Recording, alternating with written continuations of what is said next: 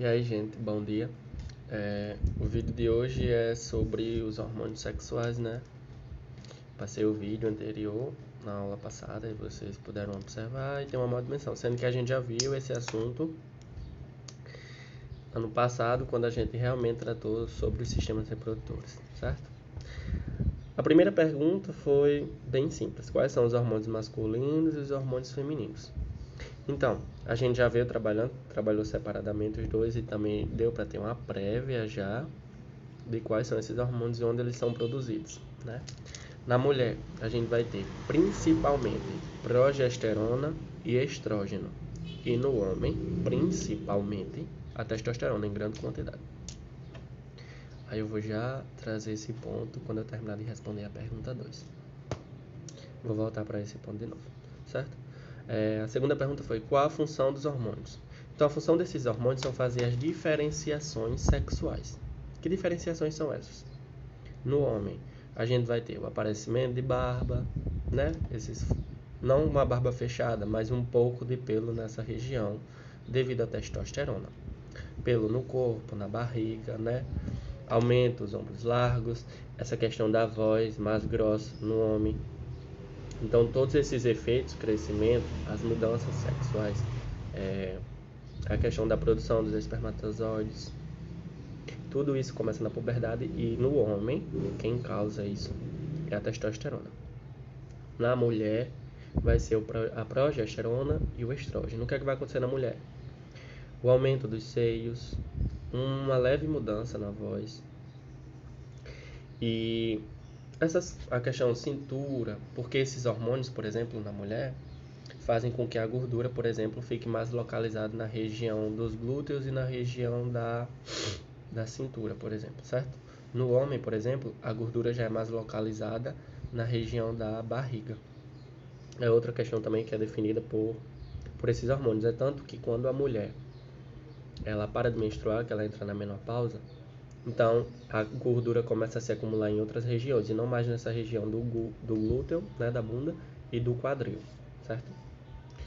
E esse seria basicamente a função dos hormônios sexuais. É estar fazendo essa diferenciação corporal e auxiliar nos processos de reprodução, né? Porque a gente vai ter os hormônios femininos vão estar envolvidos na menstruação e no próprio desenvolvimento desse feto quando há a fecundação do óvulo. E no homem também. Tanto vai estar mudando a questão do corpo, como vai estar influenciando no processo de reprodução, porque vai estar envolvido na produção dos espermatozoides. E o que eu queria falar que é bem interessante é assim: a gente tem um grande degradê, né, do que é ser homem e do que é ser mulher, sexualmente falando. Não estou falando aqui de sexualidades, estou falando do sexo biológico, certo? Masculino e feminino. Que quem vai definir isso são os cromossomos sexuais, X e Y. Só que há uma grande variedade. Eu posso ter aqui o homem, né? E eu tenho aqui a mulher. Mas aqui no meio, por exemplo, eu posso ter os hermafroditas, né? Que vão ter o órgão masculino e o órgão feminino. Por mais que na parte interna possa ter uma coisa mais definida. Por exemplo, ele vai ter ovários, mas externamente ele pode ter a vagina e o pênis, certo? E o que é interessante é que nesse todo degradê, voltando para a parte hormonal, que é o que a gente está falando hoje, eu posso ter mulheres que vão ter uma alta produção de testosterona. Sim, porque também as mulheres produzem testosterona nos ovários e um pouco nas glândulas suprarrenais.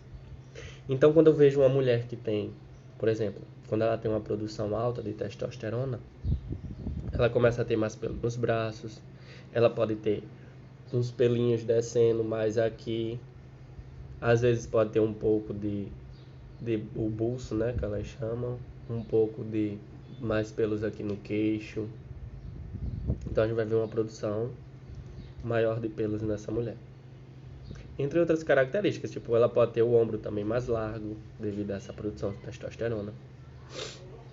E no homem, quando ele tem também a produção dos estrógenos, que também é produzido um pouco lá no testículo, ele pode ter, por exemplo, desenvolver seios, ele pode tomar, por exemplo, ficar mais acinturado, tudo devido a esses hormônios, porque produz, mas em pequena quantidade. Só que, como eu estou falando, tem um grande degradê aqui do desenvolvimento desses cromossomos sexuais. Ninguém tem igual, fechadinho, o X e o Y, né? Temos uma grande variedade de possibilidades. Então, posso também ter esse homem que produz um pouco mais, ele pode ter uma voz mais fina, ele pode ter um corpo mais acinturado, como eu estou falando, menos pelo.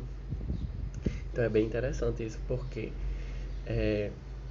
faz a gente refletir que no processo de diferenciação sexual, no início mesmo da fecundação, é como se todos fossem iguais. As mesmas células que vão dar origem, por exemplo, ao ovário, à vagina, são as células que vão dar origem ao testículo, ao pênis.